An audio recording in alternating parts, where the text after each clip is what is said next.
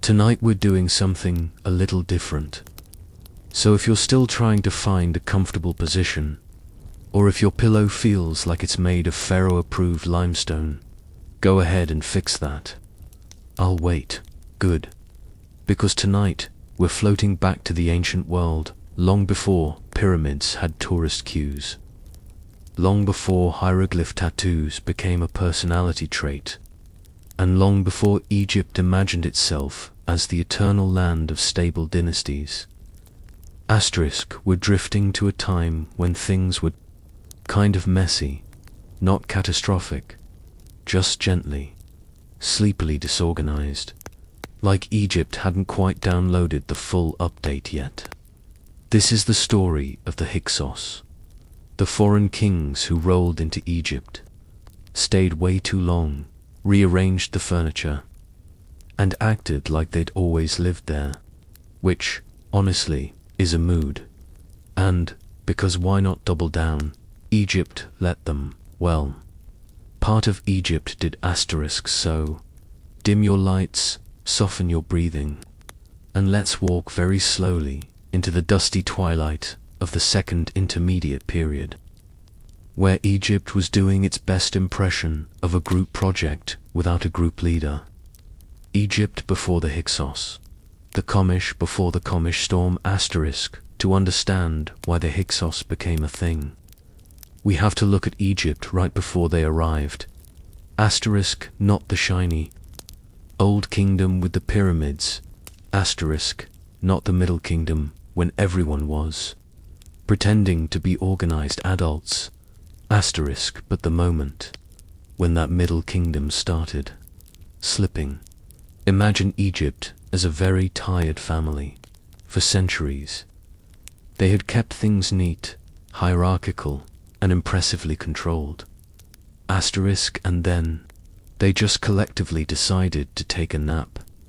Administrative cracks started forming. Local governors, called no because apparently mayor wasn't fancy enough, began acting like they were the main characters. Taxes became optional depending on who you asked. And the royal court at the Middle Kingdom capital, quietly lost its grip on everything north of, south of, and including itself. Nothing dramatic, just a slow, peaceful unraveling, like a linen bandage that's been reused one too many times. Egypt, essentially, left the front door slightly open. And the Hyksos. Well, they wandered in. Who were the Hyksos, actually? Now. Hyksos sounds like a race of video game villains. But in reality, the word comes from the Egyptian phrase, Heka, which means rulers of foreign lands. Not barbarians. Not invaders from beyond the Nile. Just foreigners who became kings. Egypt had a way with understatement. These people weren't from Mars or Atlantis. They were mostly from the Levant, the region of modern-day Palestine. Israel, Lebanon, Syria, *. So basically, Egypt's next-door neighbors who occasionally stopped by, saw the situation, and said, wow, you guys could really use some organizational help. Over the centuries, many of these Levantan migrants had already been settling in the Nile Delta. They came as traders, shepherds, craftsmen, normal people who just wanted better farmland and less desert. So the Delta became this multicultural soup, part Egyptian, part Canaanite, part we're not labeling ourselves today. Thanks, eventually. Some of these groups got wealthy. Wealth became influence. Influence became authority. Authority became, so. I guess we're ruling now.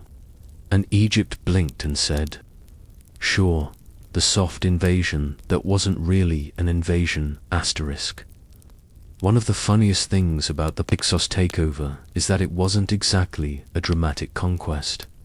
Asterisk, no sweeping armies, no flaming chariots, no pharaoh screaming, "You shall not pass." It was more like a very slow rental agreement. First, the Middle Kingdom weakened, asterisk, then local northern dynasties popped up like mushrooms, asterisk, and finally, in this cozy little power vacuum, a group of foreign elites gathered enough control to form their own dynasty. The one later known as the 15th dynasty. Asterisk, their capital was Avaris, a city in the delta that basically said, asterisk, yes, we're done pretending. This is Canaanite Egypt now. Asterisk, meanwhile, the rest of Egypt didn't instantly notice. Asterisk, they were busy dealing with their own problems, many of which involved famine, political infighting, and the classic Egyptian pastime of trying not to collapse again. Egypt reacts. The world's slowest realization, asterisk, so. Picture this. Asterisk, Upper Egypt, hundreds of kilometers south, is just living its best mediocre life. Asterisk, they're doing rituals, farming, making those little blue hippo figurines everyone loves. Asterisk, and above them, in the delta, foreign rulers are establishing an entire dynasty with horses, chariots, new military tech, and a completely different cultural vibe. Asterisk, did Upper Egypt panic? No. Did they react at all? Not really. It took a while for them to even acknowledge it. Asterisk, because ancient Egypt was long, and communication was slow, and honestly, no one wanted extra responsibilities. Asterisk, eventually, the rulers of Thebes, the local southern dynasty, looked north and went, asterisk, wait, who's running the country right now? And someone shrugged and said, oh, some foreign guys. They've been here for decades. And the Thebans just sighed deeply, because of course they did. The Hyksos make themselves at home, asterisk now. Let's talk about the Hyksos themselves. Not as villains, not as conquerors, asterisk, but as rulers who were probably surprised to find themselves in charge.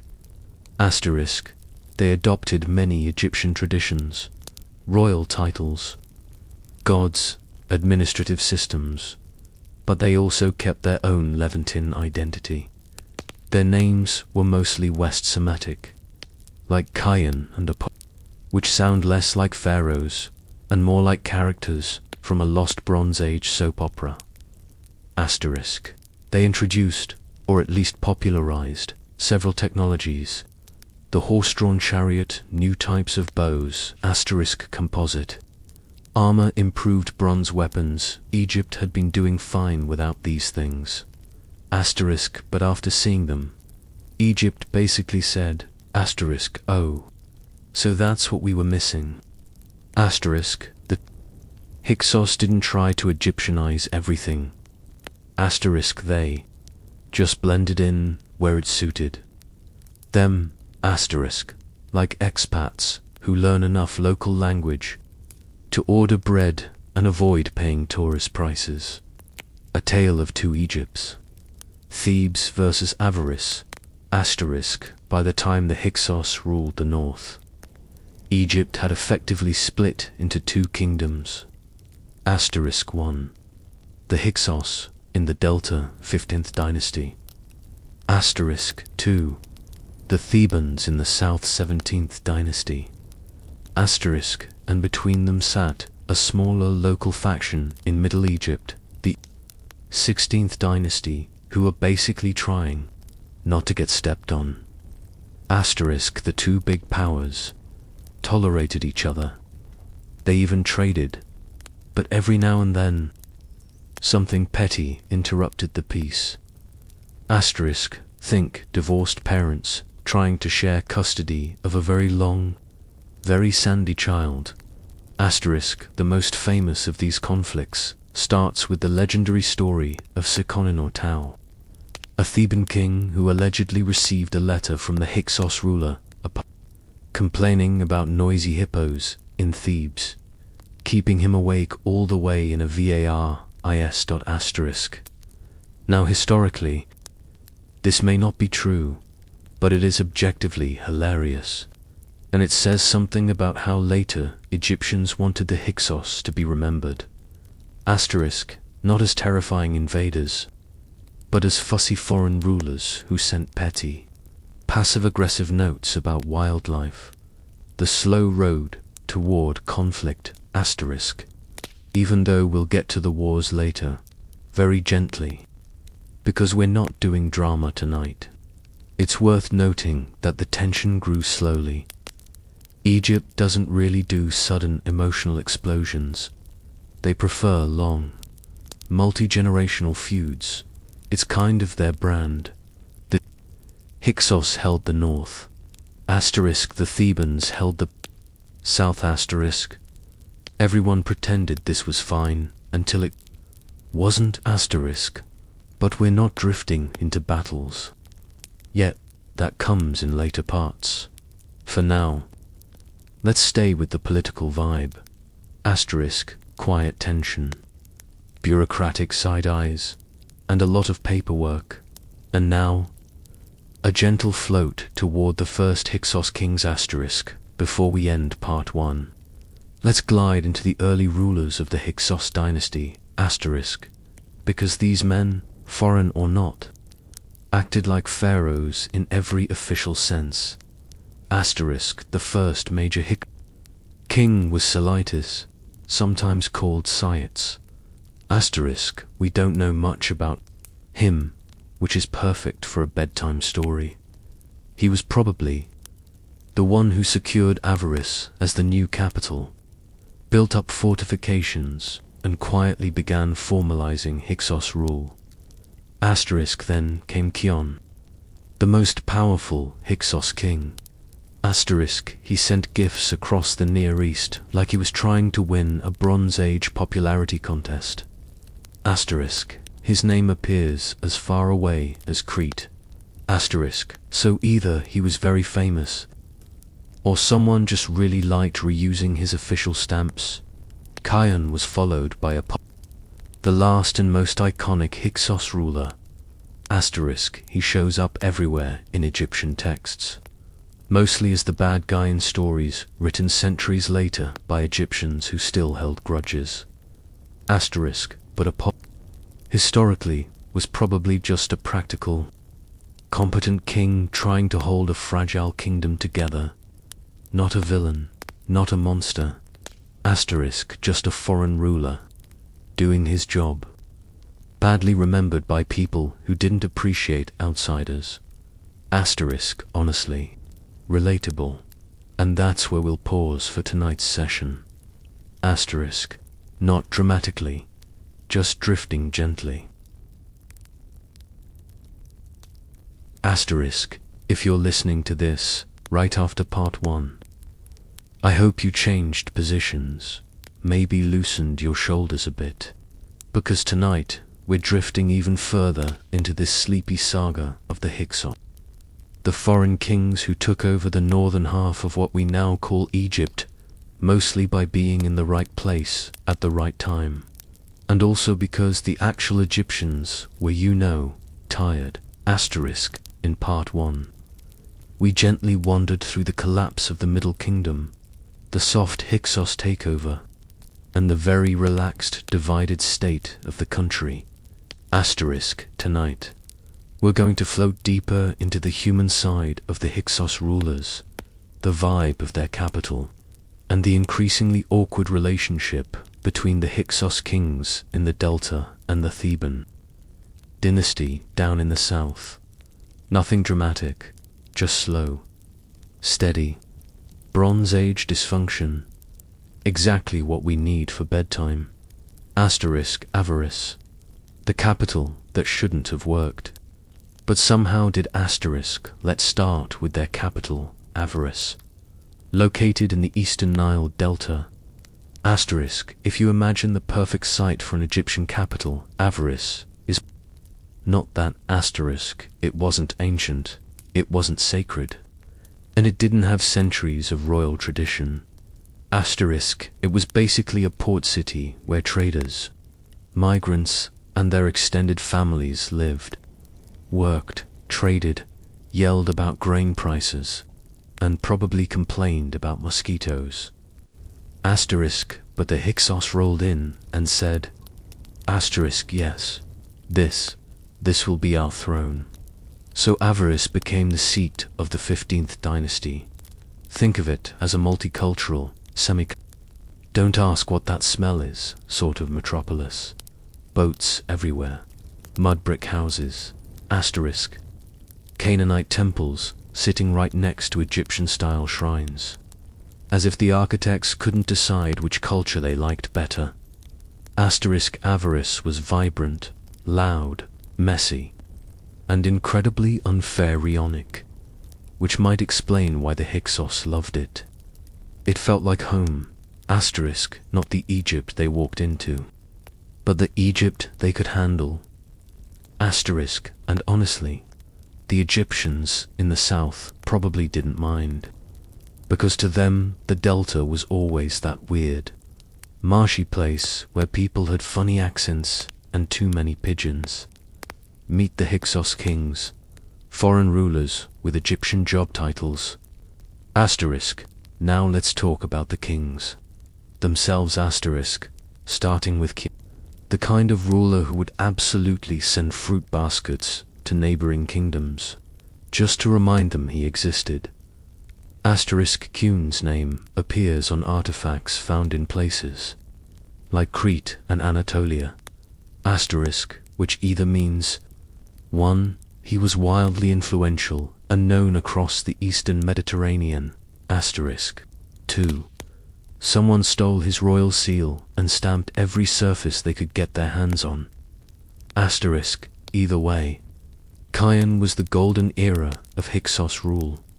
Asterisk, he consolidated power, strengthened trade, and for a while, even the Egyptians down in Thebes seemed okay with whatever this political arrangement was.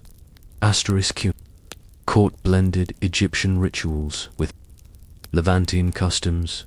Asterisk, so a typical day probably involved, asterisk, Egyptian scribes doing painfully meticulous paperwork, asterisk, Canaanite priests offering incense, asterisk, a handful of foreign mercenaries polishing their fancy bronze weapons, asterisk, and one confused Egyptian official wondering why everyone is pronouncing the king's name with strange consonants, asterisk, it was cosmopolitan before cosmopolitan was cool. Asterisk, then we glide to the last major Hyksos king. He's the one Egyptian sources loved to hate. Not because he was cruel or incompetent, asterisk, but because he was foreign. And later, Egyptian writers had major no outsiders, allowed energy, asterisk, realistically. Apophis was probably a decent administrator. Asterisk, his kingdom survived droughts, political tension, and the persistent annoyance of having to acknowledge that Thebes existed and would eventually become a problem. Asterisk, but for now, during this peaceful drift of part 2, Apophis is just a tired king trying to keep things together. No wars yet, just bureaucracy, diplomatic letters, and the occasional request for tribute, a day in the life of a Hyksos court, asterisk. Let's float for a moment into the daily rhythm of Avaris under Apophis. Asterisk, you're imagining marble halls, golden statues, torches blazing, but no. This is the delta. It's humid, everything is damp, asterisk. Half the palace is mud brick, asterisk, and at least one dog is asleep in the doorway, refusing to move for anybody. Asterisk, inside the administrative halls, scribes sit cross-legged with reed pens, probably judging every foreign accent they hear. Asterisk officials walk around with tablets, counting grain and tracking who owes taxes. Asterisk, which, given the situation, was probably everyone. Priests are performing rituals, some for Egyptian gods like Seth, others for Levantine gods whose names the Egyptian scribes never spell correctly. Foreign merchants stop by with goods from Cyprus, Byblos, and the wider Mediterranean Asterisk, and they always act like they're doing the Hyksos a personal favor by being there. Asterisk. And somewhere in this wonderfully chaotic palace, Asterisk Apophis is sitting on a throne, wearing a crown with a uraeus serpent that he absolutely did not inherit from an Egyptian bloodline, trying his best to look authoritative, not intimidating.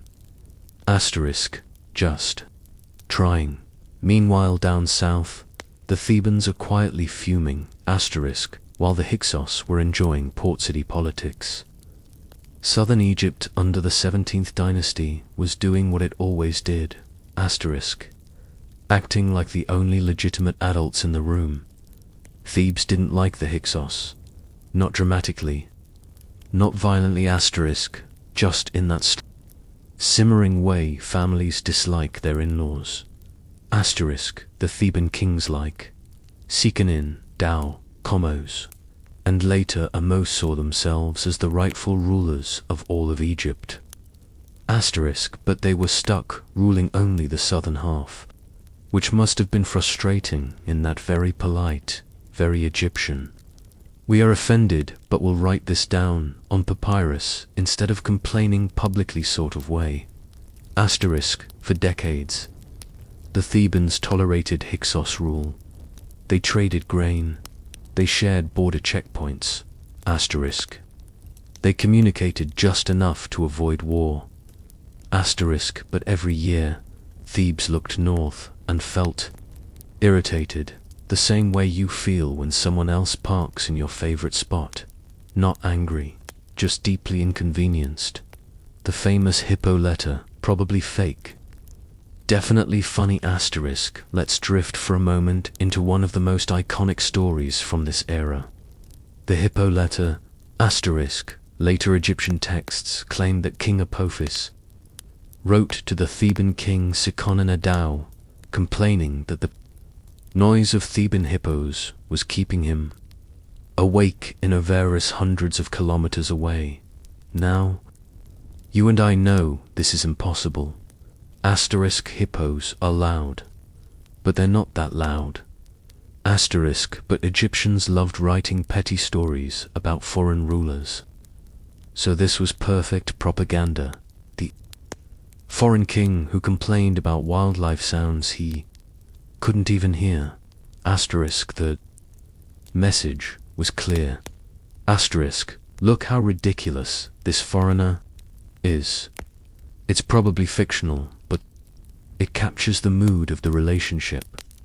Asterisk, passive-aggressive, indirect, and full of snark. Exactly the kind of energy we love in a bedtime story. Asterisk, the Hyksos identity crisis. Foreign kings in a traditional land. Asterisk, one of the most interesting things about the Hyksos is how carefully they navigated identity. Asterisk, they were foreigners ruling Egypt, but they weren't trying to replace Egyptian culture. More like, live alongside it. Asterisk, they used Egyptian titles like he of the Sedge and B, but signed their names in West Semitic forms.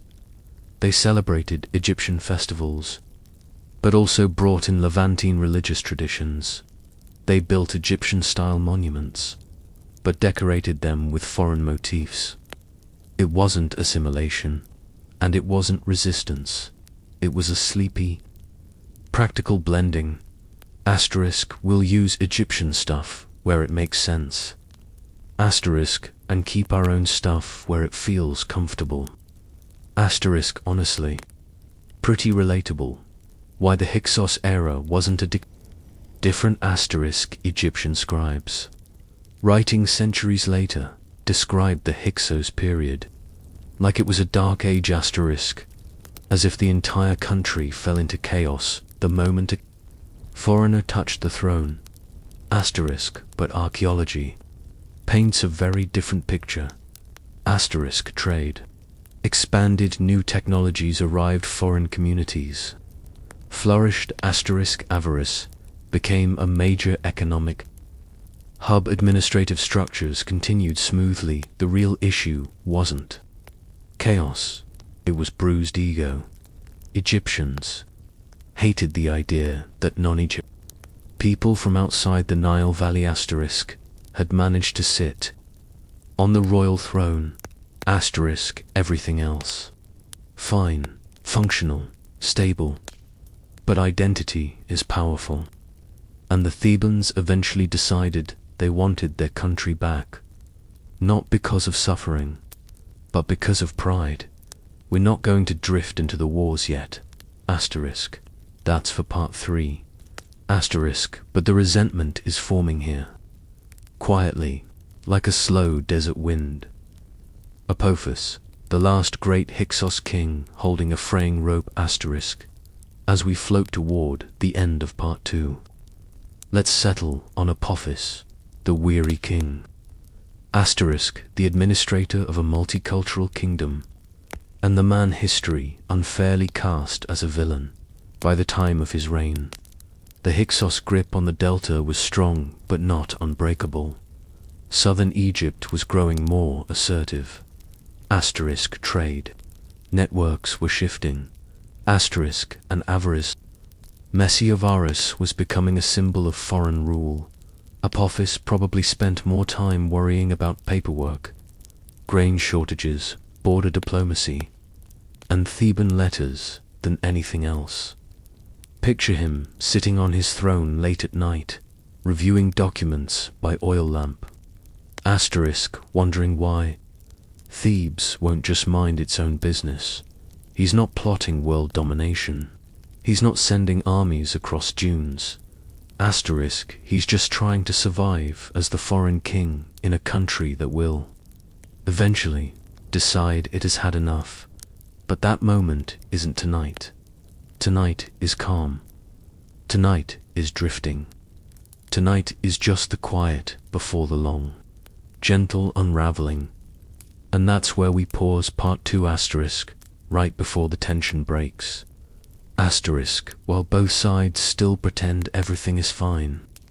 Asterisk, and while Avaris and Thebes remain two kingdoms, trying to share one long, winding river. When you're ready to drift deeper into the slow rise of conflict, very softly, very sleepily, just say, if you're still awake, impressive. If you're half awake, perfect. That's exactly where you should be for this part. Asterisk, and if you already fell asleep at some point during part 2, well, statistically, you won't be hearing this anyway. Asterisk, tonight, we're drifting into that gentle, simmering phase of history when Egypt's southern rulers, the Theban princes, started feeling just a little bit annoyed. Asterisk, not furious, not heroic, just that low-level, passive-aggressive irritation that eventually grows into fine. I guess we'll take our country back. Think slow burn, not drama. Asterisk, just the softest, most ancient form of side-eye. Let's glide into Thebes, Egypt's perpetually frustrated little sibling. Asterisk, by this time, northern Egypt was basically Hyksos land. Asterisk, the delta was their stronghold. Avaris was their headquarters. Their kings were doing the whole yes, we are foreign, but notice how Egyptian we're pretending to be routine. Asterisk, and meanwhile, asterisk, far to the south, asterisk, the city of Thebes was lying there like an ignored middle child, quietly stewing in its own centuries-old pride. Asterisk, Thebans were classic traditionalists. Asterisk, the kind who say things like, asterisk, back in our day, Pharaohs were actually Egyptian. Asterisk young people these days, coming from foreign lands and taking our thrones. Asterisk we should do something. Maybe, eventually, when we feel like it. Nothing urgent, nothing heroic. Asterisk just a slow, calm, historical irritation that was starting to bubble under the surface like a pot left on low heat. Meet the Theban princes, the most tired revolutionaries. In history, asterisk, the leaders of Thebes at this time weren't technically kings, asterisk. They were local rulers, which is ancient Egyptian for we want to be kings. But politics is complicated right now. Asterisk, these guys woke up every morning, looked north at Hyksos territory, sighed dramatically, and went back to their administrative paperwork. Asterisk, but one day, something shifted. Not a rebellion, not a battle, just a vibe shift. A kind of, you know what? Maybe foreign kings ruling Egypt does bother us more than we admitted. Let's float over to the first major figure of this slow-motion uprising. Asterisk, Seekenin, Tao.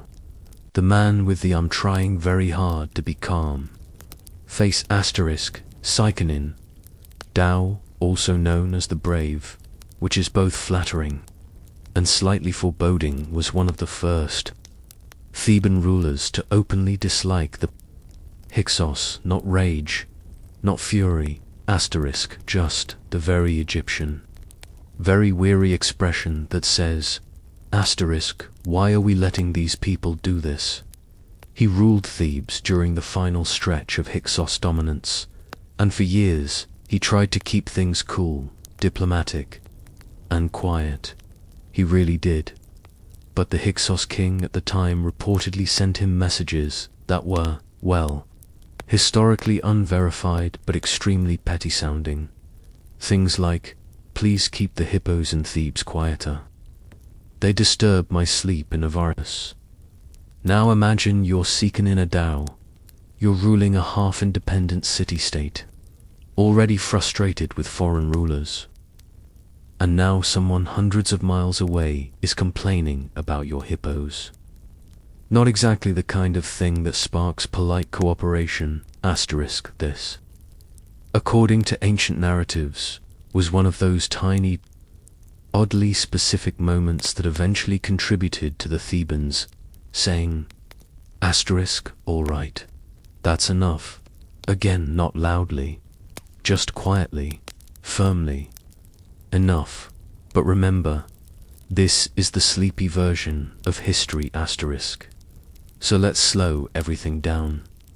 Asterisk, Seekenin Tao didn't leap onto a chariot, scream into the wind, and gallop into war. That would be way too cinematic for this story. Instead, he began the most ancient, passive-aggressive resistance movement imaginable. Asterisk, strengthening. Theban alliances quietly training troops, whispering about independence, asterisk probably. Rolling his eyes in private quite a lot. It wasn't rebellion yet. It was more like, asterisk, someday, eventually, perhaps. We might consider doing something. Maybe that's the energy here. A nation preparing to take back its identity, but very slowly, like someone getting out of bed on a cold morning, asterisk. Let's drift to the next figure, the quiet power broker. Komos, asterisk, after Seekenin Tao. Thebes got a new leader. Komos, asterisk, and if Seekenin Tao was the softly irritated dad figure, asterisk, Komos was the I'm not shouting, but I am deeply done with this older son, asterisk, Komos inherited. Half a country, a foreign dynasty ruling the other half, asterisk, and a population increasingly muttering, ugh, the Hyksos. He began to ask that dangerous, politically inconvenient question. Why, exactly, are foreign kings ruling our land again? Asterisk, and once you ask that question, It's pretty hard to unask it. Hyksos didn't want to be a rebel. He wanted order. He wanted one Egypt. Not two awkward halves held together with diplomatic duct tape. Asterisk. So he started doing the ancient political equivalent of stretching before a jog. Asterisk. Slowly preparing for action. But not rushing anything. We are still in the sleepy phase. Everything here is slow, deliberate, and almost gentle. Even resentment is mild. Asterisk. Hyksos starts poking the politely. Asterisk. Hyksos began sending out little administrative feelers, tiny tests, quiet probes, like strengthening Theban borders. Asterisk. Inspecting troops. Asterisk. Reaching out to Nubia for backup. Asterisk. And quietly complaining about the Hyksos in official documents. Asterisk. Nothing openly hostile. More like, if someone happened to overthrow the Hyksos someday. Asterisk. It would be very convenient. I'm just saying. But the Hyksos were not oblivious. They sensed something shifting. Asterisk. They didn't panic. Because panic requires energy. Asterisk. But they did start watching Thebes a little more closely. Meanwhile, regular Egyptians were confused but hopeful. Asterisk. The everyday Egyptian living between these two powers didn't exactly care which king sat on the throne. Asterisk. They just wanted predictable Nile floods, predictable harvests, and predictable taxes. Asterisk. But something about the Thebans felt comforting. They were Egyptian. They had the old royal traditions. They spoke the same cultural language. So gradually, quietly, without any dramatic fanfare, the South started to believe in Thebes again. Asterisk. A soft, nationwide exhale. Asterisk. A slowly returning sense of identity. Not pride yet.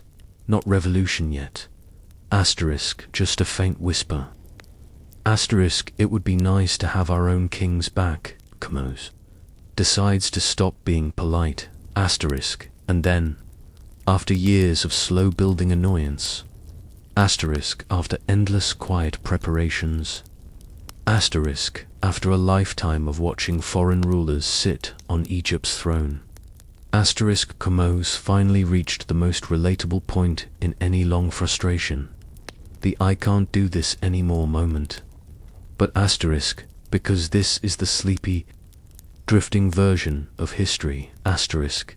He didn't roar, didn't rally, didn't scream. Asterisk. He simply said, in essence, asterisk. I guess we're doing this. Asterisk. And Thebes moved toward conflict. Asterisk. Not dramatically, not suddenly, just as gently as a river changing direction. A slow beginning, a quiet intention, a long exhale before the struggle. Asterisk. This marks the soft, almost drowsy start of the war that will eventually push the Hyksos out of Egypt. But we won't rush there yet. We move slowly here, everything in its own time. Let's stop before anything becomes too exciting. Asterisk. Conflict is coming, but still far away enough to keep you comfortably sleepy. Asterisk. Asterisk. If you're still awake by part 4, congratulations. You've basically outperformed half my audience analytics. Tonight, we float into the era of the man who would eventually, gently, and with remarkable patience, send Hyksos rule in Egypt. Asterisk. Hyksos. The quiet storm. Asterisk. But before we meet him, we need to slowly glide through the fading moments of the rulers who came right before him. The men who set the stage, built the scaffolding, and basically left the dirty work for the youngest sibling. Classic family dynamic. Asterisk. Seeking in, douse, quiet exit, asterisk featuring paperwork, frustration, and probably some very tired sighs asterisk. We last left Sekonana, Dao quietly fuming in the south, trying to balance diplomacy with a growing irritation toward the Hyksos. Asterisk, but eventually, quiet irritation reaches a limit. Asterisk, and Sekonin Dao hit his reign ended abruptly, and rather messily, according to archaeological evidence. But we are absolutely not going into details, because this is a sleepy script and gruesome stuff wakes people up. Asterisk, so we'll whisper it like this. Asterisk Sekonir, Dao left the world in a way that strongly suggested he got a little too close to Hyksos weaponry. That's enough said. His passing left Thebes and Egypt in a sort of slow-motion suspension, a collective pause, a so, what now? Moment. Enter Kamose, asterisk, Kamose, the man who started the war. Without making it dramatic, asterisk Kamose took over Thebes after his father's death, and he inherited an entire buffet of problems, a foreign dynasty ruling the Delta A. Theban population simmering with resentment, asterisk, and a geopolitical situation so confusing it could be a tax form, asterisk. Was not a patient man. Well, that's relative. Ancient sources paint him as someone who got tired of Hyksos rule. Faster than his predecessors, but still slowly enough for this script, he officially began the War of Liberation. But war is too exciting a word for our purposes. Asterisk, think of it more like a politely worded notification that Thebes would no longer be tolerating outside interference. Komos launched campaigns northward, testing Hyksos boundaries, irritating their rulers, and generally making himself a mild nuisance in their daily schedules. Asterisk, he won some skirmishes, he disrupted supply lines, he scared a few border lords who absolutely did not sign up for this. Asterisk, but before he could finish the job, Komos died. Not in battle, not dramatically. Ancient sources are vague, but we'll stick with the sleepy-friendly version. Asterisk, he simply exited the stage, leaving a half-finished liberation movement behind. And then comes Amos, the quiet kid with too much responsibility, asterisk, after the throne passed to the next in line, a young boy named Amos, asterisk. He was probably 9 or 10 when all this started. Imagine being that age and learning, hey buddy, when you grow up, you'll be responsible for ending a foreign dynasty that's been ruling your country for over a century. Sleep well. No pressure. Amos spent his childhood in a Thebes that was emotionally exhausted, politically tense, and very tired of the status quo. He grew up hearing the same bedtime stories every night. One day, we will reunite Egypt. Asterisk, one day, we will drive out the Hyksos. Asterisk, one day, this house will finally be clean again. He basically grew up in the ancient equivalent of a family waiting for renovations to finish. Asterisk, Amos, as a teenager, the slow awakening of a future king, asterisk, while the Hyksos still held the delta and their capital at Avaris. Thebes remained stubbornly independent. Under Amos's regency council, asterisk, the boy spent his early teens doing the following: learning military basics, studying royal traditions, asterisk, listening to elders complain about the Hyksos every single day, collecting a lifetime of motivation. Picture him slowly absorbing all that political frustration, like a sponge soaking up resentment. Asterisk, by the time Amos reached adulthood, the atmosphere in Thebes was thick with expectation, not urgent, just incredibly, patiently determined. And finally, Amos decides to move, But gently. Always gently. This wasn't a heroic speech moment. No yelling. No for Egypt. Battle cries. Moses' decision to resume the war probably sounded more like, well, it seems we should finish what my dad and brother started. Classic youngest son energy, cleaning up all the unfinished tasks no one else had time for. He reorganized the military of Upper Egypt. Refreshed chariot units strengthened. Infantry upgraded weapons with new technologies, ironically.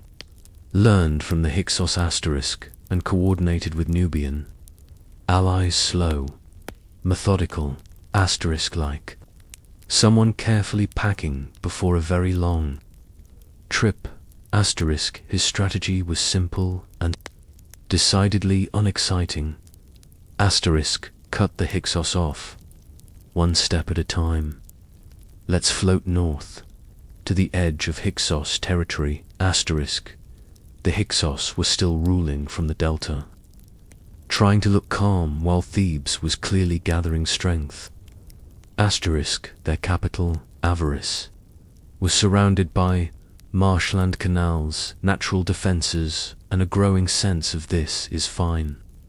Everything is fine. They had been the power of Lower Egypt for generations. But foreign rulers always have an expiration date, especially in Egypt, where people took dynastic legitimacy very seriously. Amos slowly approached the border, testing defenses, taking small towns and fortresses one by one. No dramatic battles yet, just steady progress. Like peeling away wallpaper from a very old, very stubborn wall. Every victory was quiet, firm, and very polite. The Hyksos begin to realize the problem, at first. They dismissed Amos, he's young. He's inexperienced. Leave him. He'll calm down. Spoiler, he did not calm down. Amos kept pushing, inch by inch, never rushing, never faltering. A very Egyptian persistence, a long memory, a slow determination. The Hyksos were suddenly dealing with something they hadn't faced in generations. A unified, motivated, culturally confident Upper Egypt. And that is a dangerous thing, even when it moves at the speed of a river in low flood. Avaris to calm before the siege. By the end of this stage, Amos had pushed the Hyksos all the way back to the fortified heart of their kingdom. Avaris, the air felt heavy, tense, but in that quiet, slow, ancient way. Everyone sensed the approaching conflict, but it still hadn't broken the sleepy rhythm of this narrative. Amos stood at the threshold of the decisive phase. But we won't rush there. Because the next part, the siege of Avaris, the retreat into Canaan, and the final expulsion of the Hyksos. Well, that's where the story starts leaning toward exciting, and we definitely can't let that happen too quickly. So we pause here, softly, calmly. Amos has arrived at the gates, but he hasn't knocked yet.